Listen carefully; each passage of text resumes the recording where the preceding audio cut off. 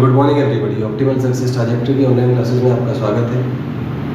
I am Vishvendra, the founder of optimal success trajectory. आज मैं आपसे बैच कंस्ट्रक्शन के ऊपर कुछ क्वेश्चंस डिस्कस करूंगा। मान लीजिए एक ब्लॉक आपको दिया हुआ है जिसका मास m2 है और इसको आपने एक बैच के ऊपर रखा हुआ है। आपको फाइंड करना है एक्सेलरेशन क्या हो इस बैच का जिससे m2 फ्री फॉल करे। तो कॉन्सेप्ट इज कि अगर m2 फ्री फॉल करेगा उसके ऊपर कोई कॉन्टैक्ट नहीं होगा तो इसका मतलब m1 और m2 के बीच में जो नॉर्मल रिएक्शन है दैट शुड बी जीरो। इसी कॉन्सेप्ट से ये क्वेश्चन सॉल्व होता है। तो m2 अगर फॉल फ्री करेगा तो नॉर्मल रिएक्शन जीरो है। हमने फोर्सेस इस पे ड्रॉ कर लिए। इसका वेट m2 थीटा एंगल पे होगा तो इसके कंपोनेंट्स हमने कर लिए m2g cos theta m2g sin theta. Similarly जो क्योंकि ये लेफ्ट में मूव कर रहा है तो शूडो फोर्स राइट में लगेगा तो m2a राइट आएगा तो ये कंपोनेंट m2a cos थीटा, ये वाला component m2a sin theta.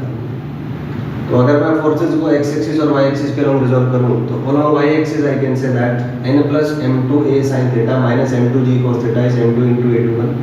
a21 zero होगा because of surface construction.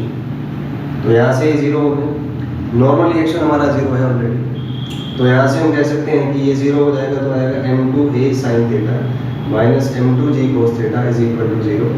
m2 cancel हो जाएंगे तो ये आ जाएगा a sin theta is equal to g cos theta. sin theta इधर ले लेंगे तो a आ जाएगा आपका g cos theta by sin theta which is cos theta.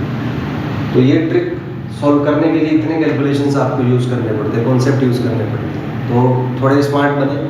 एक बार जो रिजल्ट्स आप निकालते हैं इतनी मेहनत से उसको आप लर्न कर लें। कॉपी बनाएं अलग से जिसमें वो सारे रिजल्ट्स आप लिख लें तो इससे आपका बहुत टाइम सेव होता है और आपका कॉन्फिडेंस बूस्टअप होता है।